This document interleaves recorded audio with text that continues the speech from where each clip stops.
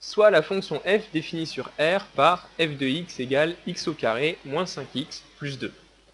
Question, quelle est l'image par f de moins 1, de 1 tiers, de 0, de 2 racines de 3? Donc on est dans le cas où on a une fonction qui est définie ici par une formule. On appelle ça l'expression algébrique de f. Si on se rappelle un petit peu, une fonction, c'est comme un procédé de calcul, une machine à calculer. Vous lui donnez à manger des nombres, et pour chaque nombre, elle va faire toujours le même calcul, mais pour chaque nombre, du coup, ça va donner une image pour notre f de ce nombre, qui sera donc associée au nombre que vous lui avez donné. Et donc ça, on le note de manière générale, avec un x comme quantité littérale, pour obtenir du coup, à chaque x, vous faites toujours les mêmes calculs, pour obtenir une image qu'on va noter f de x. Et les calculs qu'il faut faire, c'est indiqué par la formule, justement. La formule que vous l'avez là. Donc, vous prenez le nombre que vous lui donnez au départ, vous l'élevez au carré, puis vous enlevez 5 fois le nombre que vous aviez au départ, puis vous ajoutez 2. Et ça va vous donner l'image. Donc, par exemple, dans la question 1, ce qu'on demande justement, c'est de faire ça, de faire les calculs pour des valeurs particulières. Moins 1, 1 tiers, 0, 2 racines de 3. Des valeurs particulières de x. Donc, pour calculer l'image de moins 1, il faut calculer ces f de moins 1. Tout ce qu'on a à faire, c'est d'appliquer la formule lorsque x vaut moins 1. Donc, on fait moins 1 au carré, moins 5 fois x, donc 5 fois moins 1, plus 2. Et donc, ça donne, moins 1 au carré, ça fait 1, moins 5 fois moins 1, ça fait plus 5, plus 2, au total, ça donne 8. La suivante, ça va être le même principe, 1 tiers.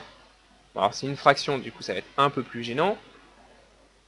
1 tiers au carré, moins 5 fois 1 tiers. Là toujours je remplace en fait le x par la valeur que j'ai choisie, qui est ici 1 tiers. Donc pour l'instant, pas trop besoin de s'embêter.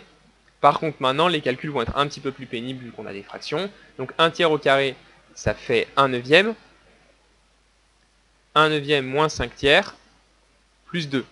Et donc là, pour faire des additions de fractions, il faut tout réduire au même dénominateur, et le dénominateur commun ici, ça va être 9. Donc on va voir 1 neuvième, moins, alors du coup, 5 tiers à convertir en neuvième, faut multiplier en haut et en bas par 3. Donc 5 fois 3, ça fait 15, 3 fois 3, 9. Plus 2, c'est pareil, on peut voir ça comme 2 sur 1. Du coup, il faut multiplier en haut et en bas par 9. Donc 2 fois 9, 18, neuvième. 18 divisé par 9, ça fait 2. Jusque-là, tout va bien.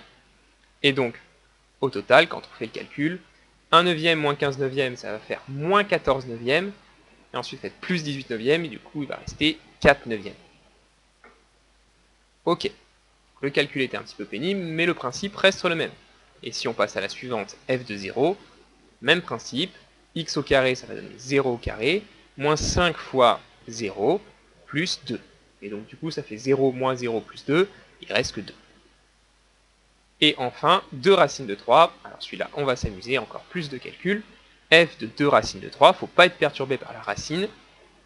C'est un nombre comme un autre.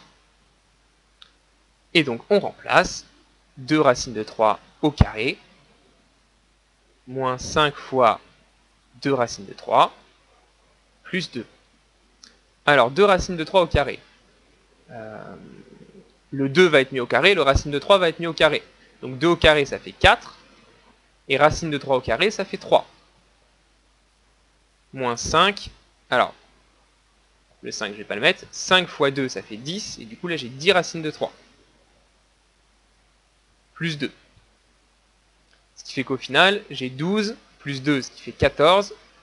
14 moins 10 racines de 3. Donc là, c'est du calcul avec les racines.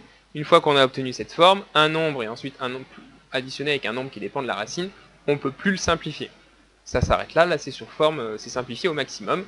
Donc l'image de 2 racines de 3 par f, c'est 14 moins 10 racines de 3. C'est pas très parlant, on peut faire le calcul après si on veut à l'aide de la calculatrice avec une valeur approchée de racine de 3, mais valeur exacte, elle se présente sous la forme 14 moins 10 racines de 3. On va passer maintenant à la question 2. Donc j'efface tout ça. Quels sont les éventuels antécédents par f de 2? Et donc calculer un antécédent, c'est un petit peu l'inverse de calculer une image. On part cette fois d'un nombre qu'on nous donne à droite, donc un résultat du calcul qui ici est 2, et on doit trouver quels nombres ont été donnés à la fonction pour que, après calcul, on aboutisse sur le 2. Donc il peut y en avoir plusieurs qui vont fonctionner, ça dépend des calculs à chaque fois. Et du coup voilà, trouver les antécédents de 2, c'est trouver les x, donc les nombres x dont l'image par f vaut 2.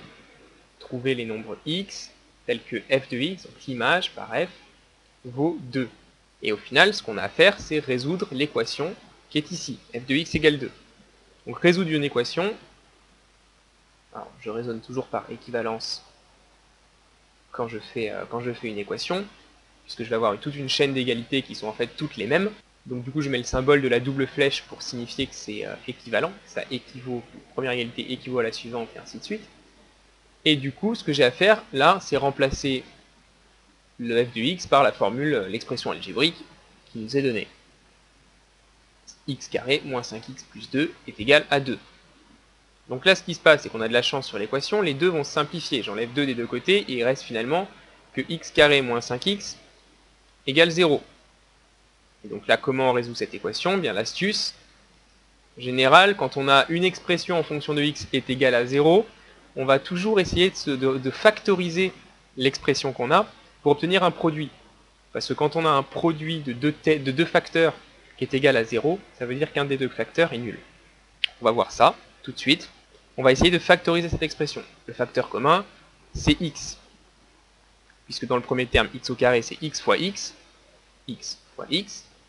Et dans le deuxième terme, c'est 5 fois x, moins 5 fois x. Voilà, x carré moins 5x, qui est égal à 0. Et là, du coup, on a un produit. Un nombre, x, fois un autre nombre, x moins 5, qui est égal à 0. Là, ça veut dire que soit x est égal à 0, soit x moins 5 est égal à 0. Ça s'appelle la règle du produit nul. X égale 0, ou x moins 5 égale 0. Donc finalement, si dans la deuxième on fait passer le moins 5 de l'autre côté, on va voir que x égale 0 ou x égale 5. Donc finalement il y a deux solutions à cette équation f de x égale 2, et ces solutions donc vont être les seuls antécédents de 2 par f. Donc, les antécédents de 2 par f sont 0 et 5.